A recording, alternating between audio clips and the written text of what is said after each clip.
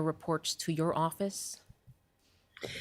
My office, it doesn't directly receive complaints around human rights, but certainly we're hearing, along with everybody else, about the incredible rise during this time.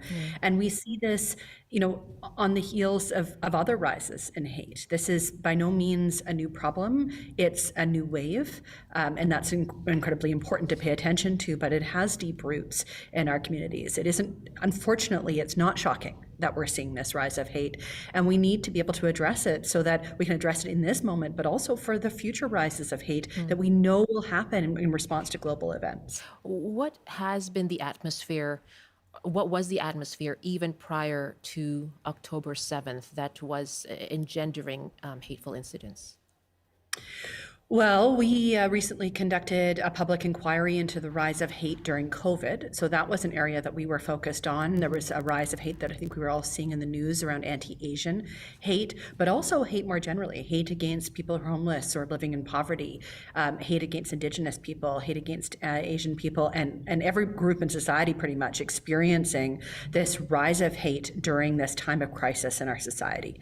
Again, that wasn't new, but it did reach a level of urgency or acceleration that we hadn't seen in quite that way because it was a global pandemic. Then we see, much more recently in September, we saw a wave of hate against trans people during the anti-SOGI marches that happened across the country. And we know we will continue to see these waves of hate, especially during times of crisis, so times like a global pandemic or the violence in the Middle East right now, and the violence in Gaza. And we need to know that when we see times of crisis that we're going to see hate unless we take concrete actions. And that's really what I want to call attention to. Sure. And when it comes to those concrete actions, we've heard strong statements from the Prime Minister, BC's Premier, speaking out against Islamophobia and anti-Semitism. What more needs to be done? Well, our inquiry into hate, in that inquiry, we released 12 recommendations, primarily aimed at the provincial government. And so while I do applaud our leaders for standing up against hate, it is important to hear those words from our leaders. It's got to be more. It's not some big amorphous, it is big, but it's not an amorphous, unsolvable problem. Hate isn't this amorphous, unsolvable problem. It's something that we can actually take steps towards. So we had 12 recommendations, things like reforming our education system and having a more mandatory curriculum around hate, to building it right into our emergency response processes and understanding how do we get at the roots of hate when people are under such societal stress. Can you dig deeper into that? What more are those concrete actions that need to be done? You talk about education. BC recently made Holocaust education mandatory for school curriculum, adding that. What more do you think needs to be done? Well, lots more in the K-12 system. So in our curriculum, I'm glad to see the introduction of more mandatory curriculum, but we need to see a much broader range of that, range of hate, talking about hate against all people of all stripes and kinds, all of us, and we need to see just specialized and unified centralized reporting system so that people have one place to go where they could be either assisted in filing a complaint with the police or the human rights system, or they can seek support and get access to that support immediately. With the emergency response system, what we were recommending, among other things, there were various aspects of emergency response, but one of them is providing low barrier, low cost, immediately available mental health supports when we're in times of crisis. We don't know whether we'll have another global pandemic, but we do know that there'll be times of global crises in the world that will come and show up as hate on our shores. And we know that we're in times of climate change crisis. So we need to have these things in place now in order to be able to set ourselves up for success in the future.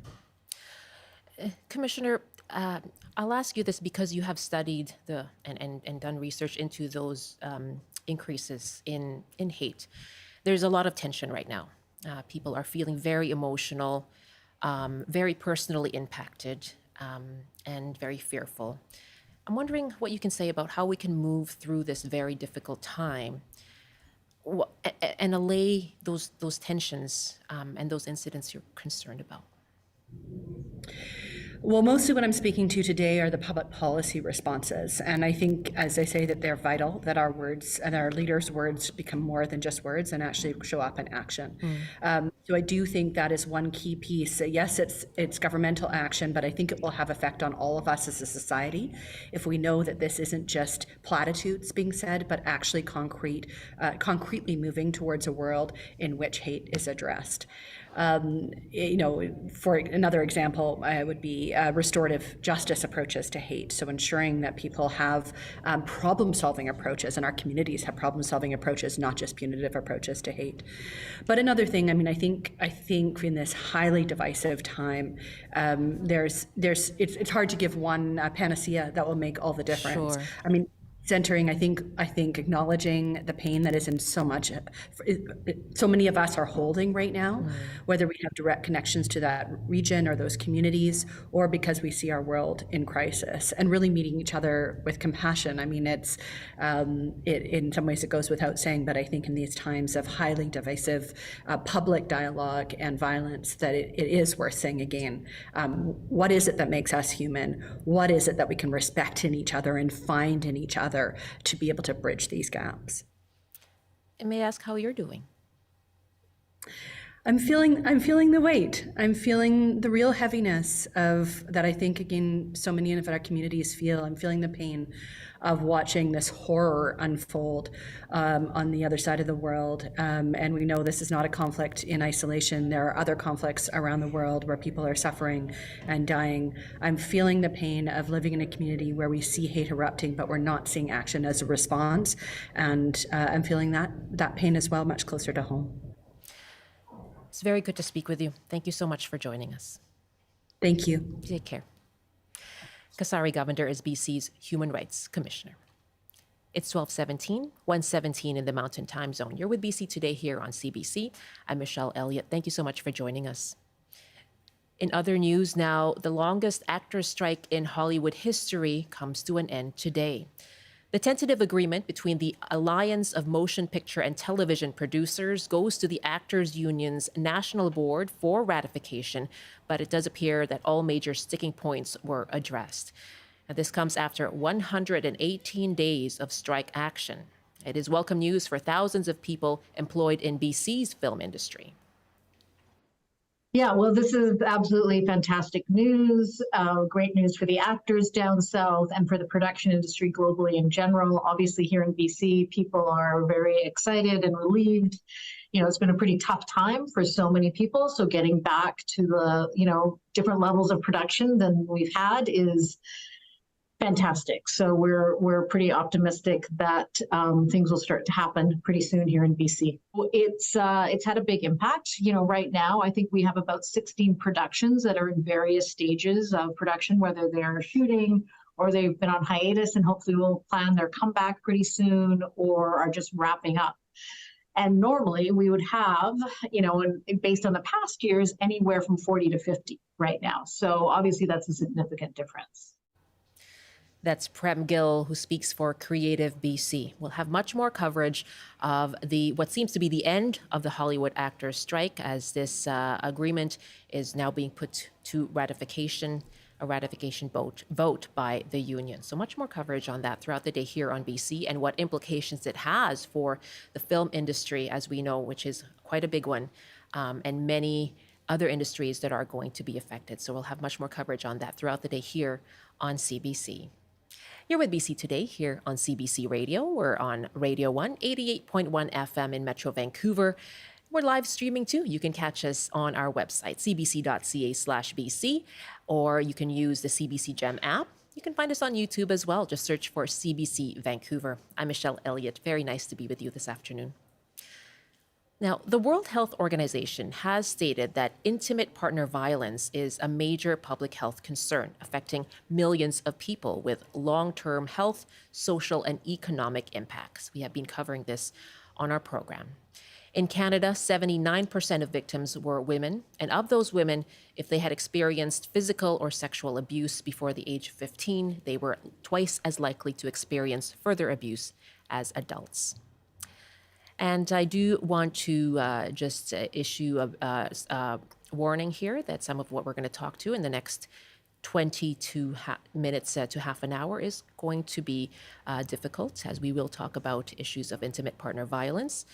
So do take care as you listen and watch. Now, yesterday I spoke to Jennifer Kagan Viator. She's a mother who has been advocating for change to the family court system after her tragic experience. She fought for years to keep her daughter Keira safe from her ex-partner, and she shared her story. Thank you very much for joining us. And I want to know a little bit about Keira's Law and where it comes from. I understand this is named after your daughter. Yes. So Keira's Law is named after our daughter Keira, who was 4 when her life was tragically cut short. Very difficult story. Actually, she was killed by her biological father in February of 2020 at the age of 4. And Keira was a victim of domestic violence. I was a victim of domestic violence in my previous marriage. And Keira's Law is the advocacy that has come from this tragic situation that we've experienced. We, don't want any other family or child to experience this horrible situation. And Keira's Law will educate judges and raise the level of education that judges receive on domestic violence and coercive control, the latter being the predominant form of violence that I experienced in my relationship. And for people who may not be familiar with the term, what does coercive control mean? Well, and it is something that needs to become more of the mainstream conversation. Coercive control is an insidious form of domestic violence. It's a pattern of harm, most commonly perpetrated by a male towards a woman and children, and it involves threats, intimidation, attempt at control over the victim's day-to-day activities. Really that pattern where they're trying to gain control of the victim, often isolating the victim, and punishing if the victim doesn't comply with his demands. And that gap in knowledge among judges about coercive control and domestic abuse, can you tell us more about that gap? What Yes. impact does that have? It's a lethal gap. I mean, coercive control is an extremely dangerous form of violence. There's a higher risk of lethality.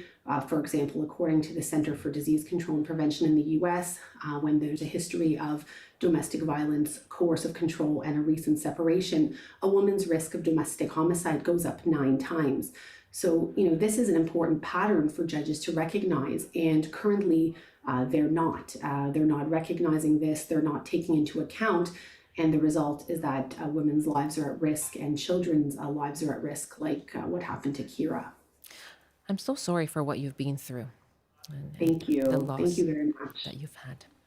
That must be so difficult. And where did you find the strength? What prompted you and your now husband to push for this law and to advocate? Yeah, so I mean, oftentimes when these things happen, they're either covered up or minimized or, not brought to light. So we felt we didn't have a choice but to speak out about what happened to us and what happened to Keira, because the children caught in these situations are voiceless, and we want to see systemic reform and accountability so that no one else has to go through this. My current husband is a practicing family law lawyer. He's been working for many years in the court system, and so he knew that this was not an isolated incident that happened just to us. And in fact, when we came forward, survivors of violence from coast to coast have reached out to say, they're in a similar situation and they're extremely fearful for their lives, their children's lives, and we knew that advocacy needed to take place, and because of our story, we certainly had a platform to be able to do that. What have you heard from others? Oh goodness. For example, in British Columbia, I regularly hear from survivors who are, they've been through domestic violence. There are many cases where someone's been convicted of let's say assault or a sexual assault type of thing, and the children are simply put by judges into the hands of a perpetrator. When the children are in these situations, they are not just exposed to the violence, they experience it. So this leads not only to the obvious in the case of physical abuse to the children at times, but also psychological harm. So I've heard from victims that their children are becoming suicidal, their children are engaging in self-harm behaviors, their children are experiencing clear signs of trauma, and they have nowhere to turn because the leadership, the judges, the child protective agencies are not acting to protect the kids. So I've heard that the children's quality of life is markedly reduced and they're subjected to trauma. And of course, the poor victim can't enjoy what little parenting time they're given because they're left to kind of pick up the pieces about what happens in the care of the perpetrator and all the abuse that the child is subjected to. And so, what difference would this, what Keira's law calls for, which is mandatory training for judges in domestic violence, in coercive control, what difference would that make? For sure. So judges would understand these patterns of behavior. They would understand the red flags and warning signs, and hopefully would not be putting children into these situations. They would understand the impact of trauma on the child and victim, and really make decisions with child safety at the forefront. So the first step, we believe, is getting that education into their hands. There's a very large body of knowledge that judges need to learn, and the first step is a more fulsome education from experts in the field and in consultation with survivors. And our hope is that lives will be saved by Keira's law. Where have we seen this passed? I believe it's in other provinces, but not BC. Yes, so Keira's law passed federally. A private member's bill was introduced by MP Andrew Dillon, which passed with flying colors in June of 2023. All MPs voted, there was a unanimous support of it. So that was on a federal level back in June when the original Keira's law passed federally. And we've seen in Ontario, bill as part of Bill 102, Keira's law was introduced, which will mandate that new judges in the province of Ontario, they have to undergo domestic violence and coercive control training as a condition of judicial appointment. We've also seen in Nova Scotia, a similar bill for Keira's law has been introduced. So our hope is that the BC provincial government will follow suit. And actually, I would be remiss if I didn't add that we need to broaden this to not only include judges, but also all other professionals involved with families. So child protection workers, custody assessors, lawyers, etc. We'll be following this story and following up with the provincial government as to what steps are being taken with regard to Keira's law. Jennifer, you're doing this as a mother, and that's what's behind your advocacy work. What would you like us to know and remember about Keira? Thank you. We miss Keira each and every day. She was a bright, bubbly 4-year-old who deserved to have a full life ahead of her that was cut way too short. We want Keira to be remembered as a beacon of hope for other children, that change is coming, and that children deserve to be protected. That was my conversation with Jennifer Kagan-Viator, who's a mother and advocate for what's known as Keira's Law. I spoke with her yesterday.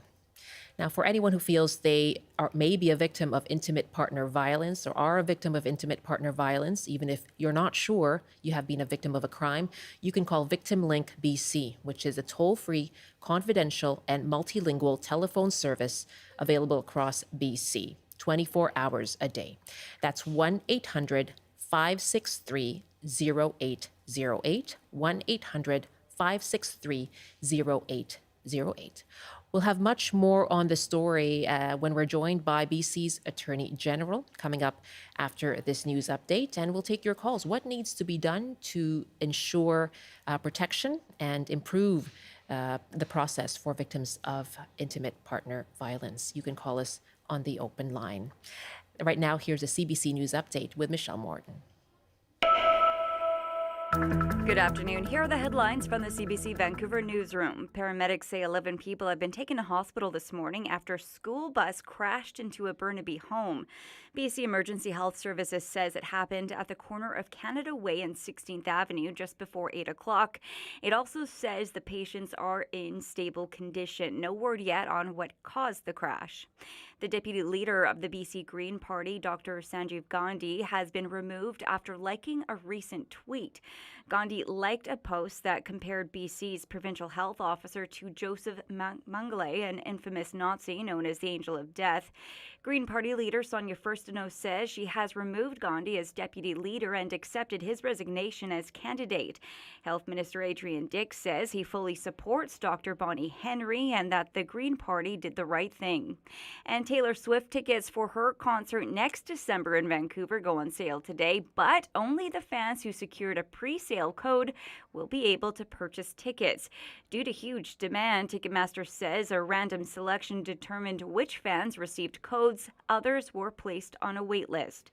It's Swift's first concert in Vancouver since 2015, and Ticketmaster says a code doesn't guarantee tickets as they will be sold on a first-come, first-served basis. In the local forecast by Environment Canada, rain this afternoon and some gusty winds, highs of around 10 degrees and cooling down to 7 this evening. And tomorrow, mostly cloudy with a chance of showers, rain in the afternoon, highs of 10. Now back to BC Today with Michelle Eliot. Thank you so much, Michelle. That's Michelle Morton in the CBC Vancouver newsroom. Welcome back. You're with BC Today here on CBC. We're on Radio 1, 88.1 FM in Metro Vancouver, live streaming as well on CBC Gem, cbc.ca/BC, and on the CBC Vancouver YouTube page. Thanks so much for joining us. And more now on that story. You heard a school bus crash in Burnaby this morning. CBC reporter Leanne Young joins me now. Hello, Leanne. Hi, Michelle. Can you tell us, first of all, where exactly you are and what we know about what happened this morning? Yeah, so Michelle, I am standing at the right in front of the house where the crash happened. You can see the bus is still embedded in the house behind me. And this is just off of Canada Way on 16th Avenue. And, you know, Canada Way, for those of us who are local to the area, know it's a very busy thoroughfare. Right. And 16th is a residential road. And so what we know so far is that, you know, this bus crashed into the house at around 8 o'clock this morning. And 11 people were taken to hospital. So that's from Emergency Health Services. That's where we got that information from. And so 11 people taken to hospital. We don't know the names or the ages or the genders of any of these people, but you can see on the bus it's marked. It says Khalsa School, and actually right behind me here, this is a parent of a child that actually goes to Khalsa School, which is in Surrey. So the bus had a bit of a distance still to travel, and he tells me, yeah, this is the school bus that his child normally takes every single day to school, and today, because his child wasn't feeling well, he actually drove him to school. So yes, there were indeed children on this bus. Other neighbors also told me they saw a number of kids, being escorted off the bus this morning after the crash happened. And there were multiple crashes, loud noises that they heard. And there was another vehicle, at least one other vehicle believed to have been involved in the crash. All of the individuals are in stable condition. We don't have an exact update on whether that means minor injuries, serious injuries, but everyone is expected to survive. So, you know, that is the fortunate thing on that front.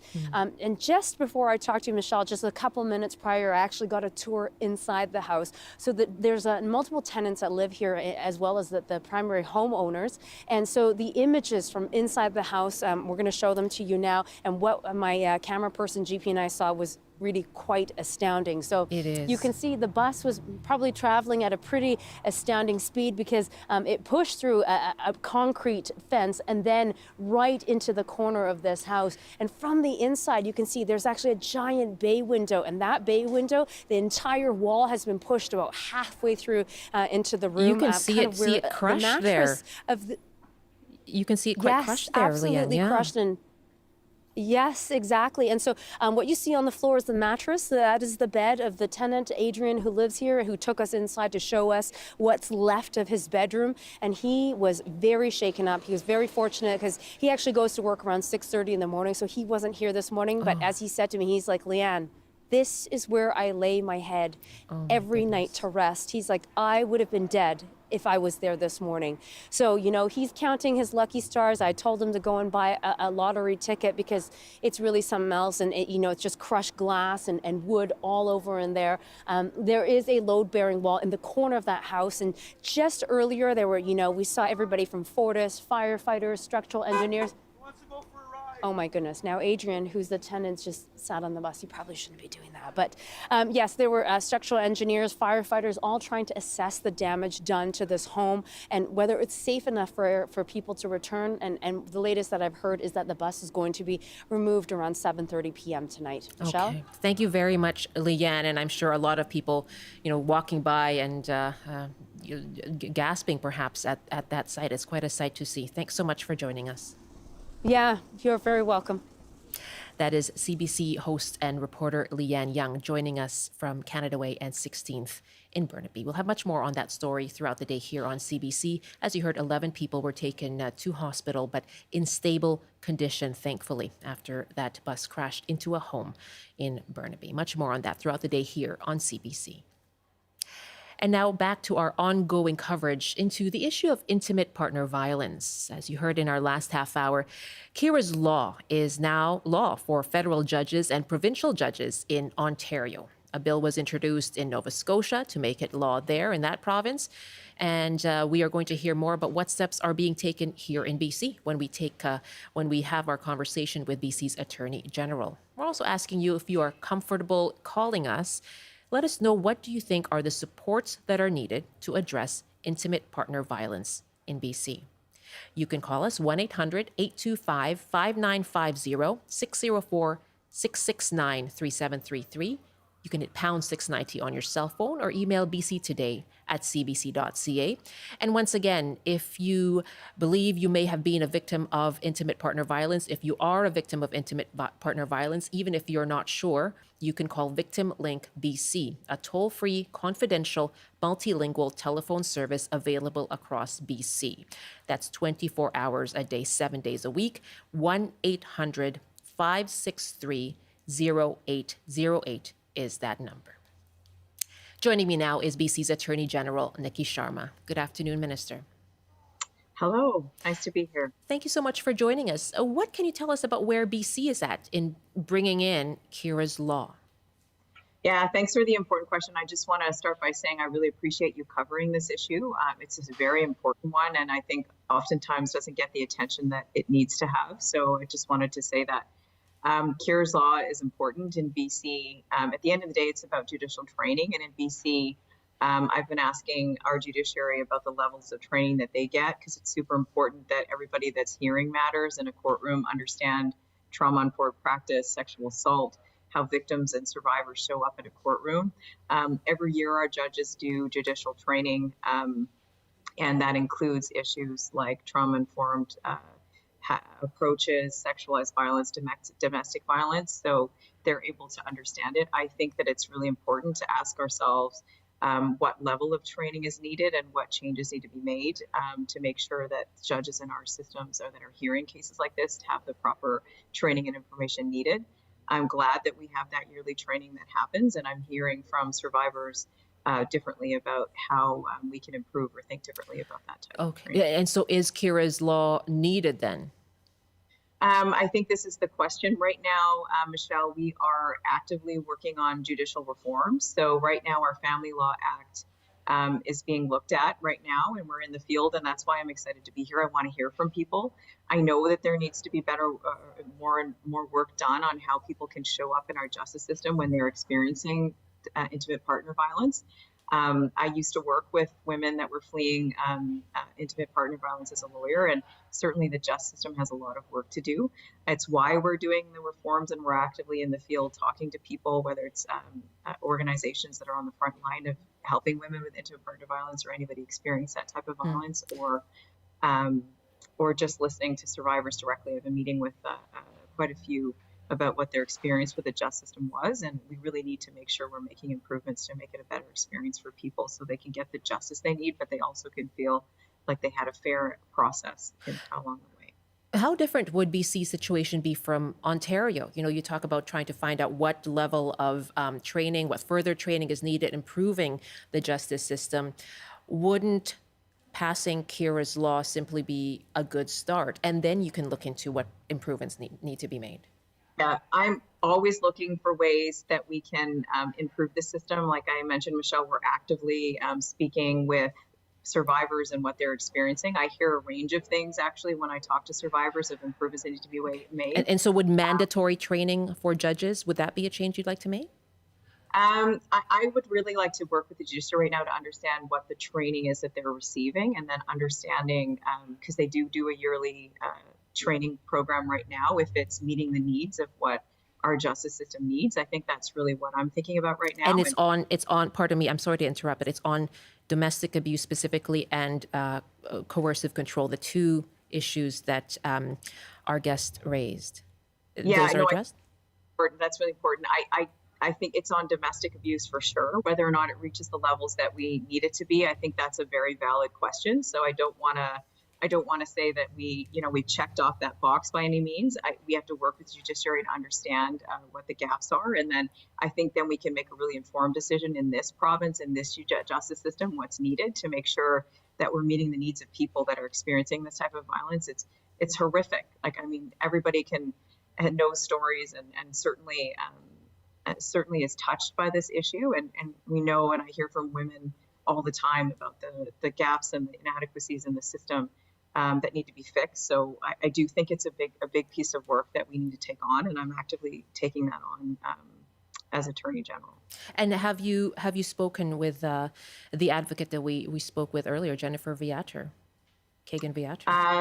I don't believe I have. I've been oftentimes what happens with my job since I've taken it on is people that have gone through the court system and had an unfortunate experience have reached out to me and want to tell me about what that experience was. I'm certainly grateful for the advocacy that's happening, and I'm happy to meet with everybody, but I do hear the different incidents that they have when they're experiencing the justice system, and I think it's a comprehensive piece of work that we need to work on. And I'm not here to say that we have it right. I'm here to say that I want to listen and learn about what we need to do.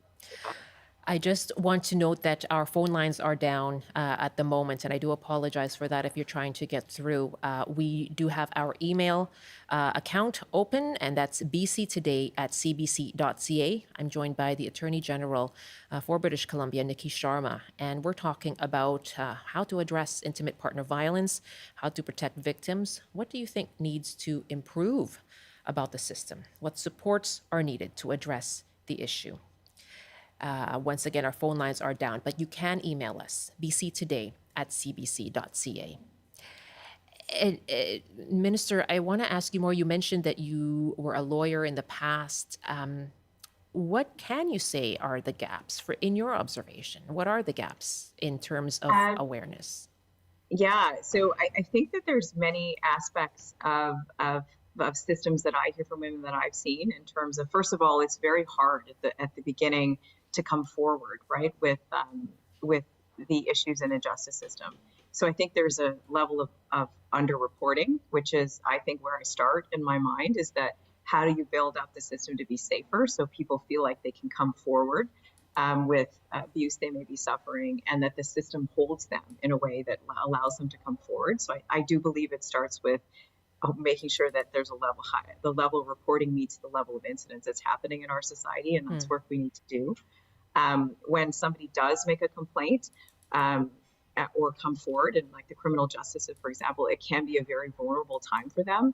One of the things that I've been advocating for at a federal level, and we're close to getting there, is better protections on bail reform. So if somebody has a history of intimate partner violence, they've been violent before, and they're in on a charge, they shouldn't be released unless there's a good reason for them to be, because I know when I hear from people that can often be the most dangerous time for the person, and that violence can escalate once the justice system is in place. So the reforms passed in the Senate, and I'm hopeful they'll pass soon, but I think there's an aspect of that, protecting that person through danger when they're entering the system or pressing charges, and what it is to help that person not have further harm done to them. And then there's aspects of between the criminal law and the family law and how they interact, and how people experience those systems and safe supports that are needed. And we're piloting some of these projects in BC where there's better safe supports for the victims. So when they're coming forward, they don't have to repeat themselves as much. They're able to be supported. And if it's an Indigenous person, it's with culturally appropriate support, so an Indigenous support worker. So we can have these kind of discussions. I also think there's a law reform aspect. So right now we're looking at the family law very actively, about what we have in there about parental arrangements, how family violence comes into the factor, what the determinations are the judges need to make when family violence is an issue. And this is the work we're doing, and why I'm wanting to hear from as many people as possible, because we've been listening to organizations that are on the front line of working with people that are in these processes, and they have really important feedback of the interventions that we can make along the way to help it be a better process for people. And another aspect of it, I think, is that to be honest, I think there's a power imbalance oftentimes in our justice system where who can afford a lawyer and who can't, if he puts some disadvantage. So the level of family law legal aid and the way we support people when they can't have the legal support that they need to go through the process. And I think it's very comprehensive, the work that we need to do. So there's a lot there that you've gone through. It does seem quite general, though. And when the public safety minister announced changes, more supports for victims of gender-based violence, we spoke with the executive director of the Battered Women's Support Services Society, Angela Marie McDougall, and her critique was that it didn't single out, specify intimate partner violence, that there is a specific set of supports that are needed for victims of intimate partner violence. And she felt that there hasn't been enough attention in BC to the issue, even though from their observation, it did rise during the pandemic and it has not abated. Let's just listen to a clip from Angela Marie McDougall. Sexual assault is one form of gender-based violence. Domestic and intimate partner violence are another. And so the umbrella term gender-based violence is the term that I know that gets used, but we have to look at the kind of violence. And intimate partner violence is not a policy priority right now for the province of British Columbia. It hasn't been for several years. What do you mean?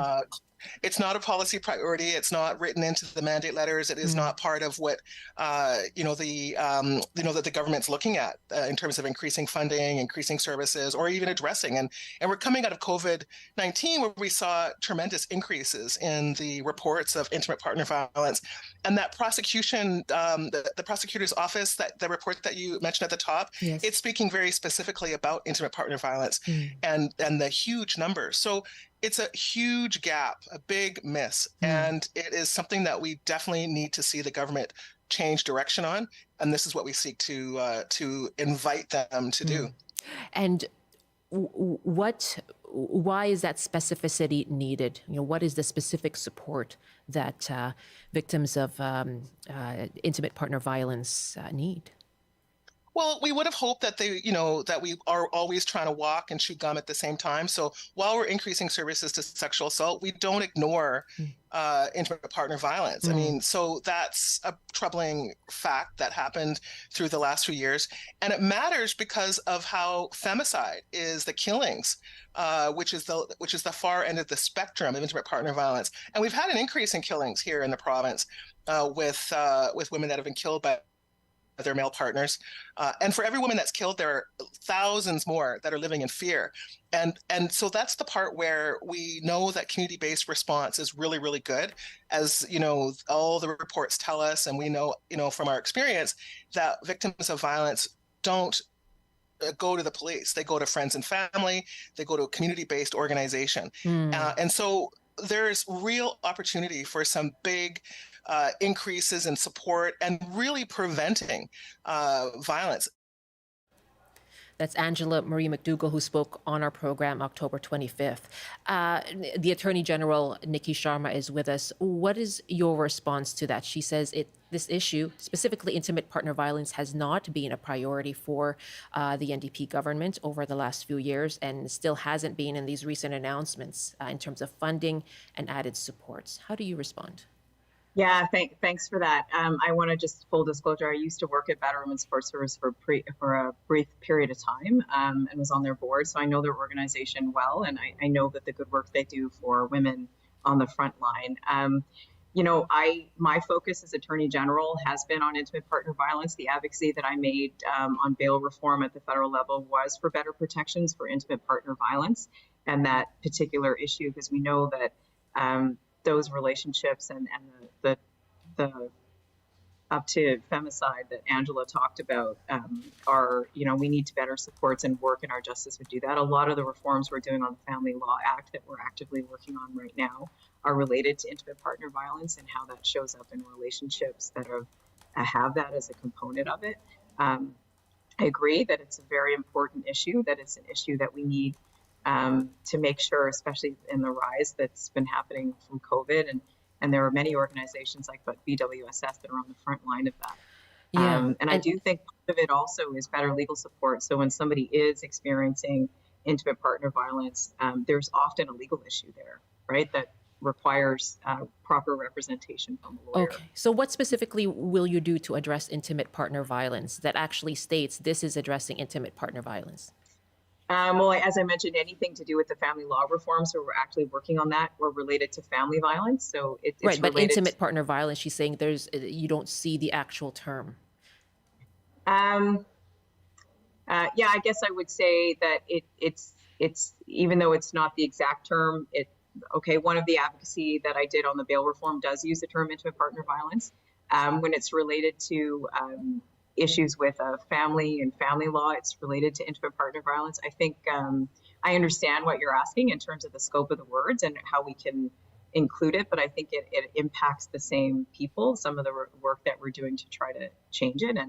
And I know we have a broader action plan, which I think was Angela's point, that's about gender-based violence in general, and the supports for sexual assault.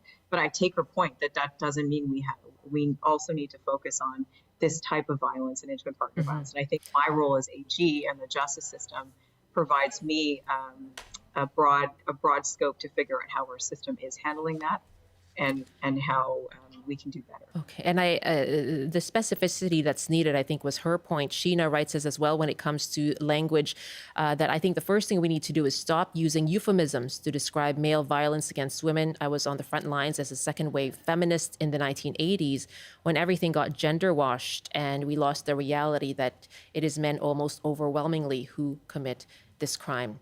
Sheena, thank you very much for that email. We have a caller now on the line, and it is Patrick in Burnaby. Hi, Patrick.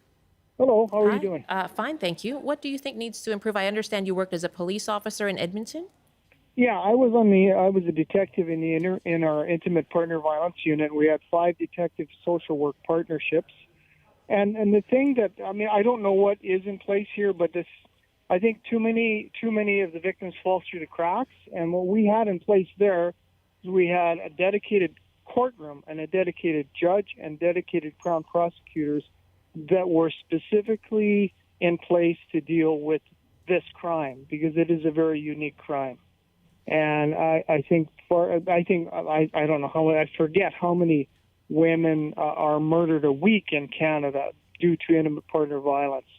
And it's an epidemic as far as I'm concerned. Okay. So I'm not sure how seriously it is taken here. I do know that when I first moved here 10 years ago, there was even some blurred lines about whether charges are laid or not. And again, in my experience, if there were signs of physical assault, there were charges laid. And we always went to great pains to explain to the abuser that this is not in the hands of the person that they have victimized. This is in the law's hands, and so because we certainly didn't want to, make it worse again for the person who's been harmed. Okay, Patrick.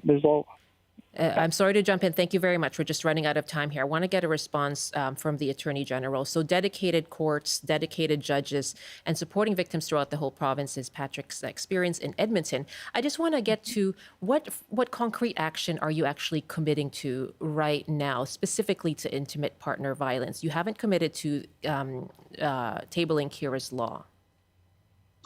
Yeah, so I guess what I'm saying, Michelle, is we're actively working on just judicial reform on that. So I am committing to that work. And so we are expecting for the family law portion of especially with family violence, to be enacted. It's going to take a year or so for us to get proper feedback from people. So that's something we're actively working on and committed to doing. And that will include reforms for family violence. We're putting piloting projects for safer supports in our courts that are related to people that have experienced violence and are going through the court system. We're thinking about how investing in better infrastructure for courtrooms to make sure that they have the kind of victim supports that are needed. So if you're testifying, you're not necessarily confronting your victim, the perpetrator while you're doing that. There's a series of things that I think are very clear commitments that we're making to have reform. I advocated for bail reform that's almost being passed right now, that's specifically about intimate partner violence. So we know that person, the reverse onus is that if they have a history of intimate partner violence, they shouldn't be released into the community because of the risk. When do you see these changes actually taking place as we wrap here?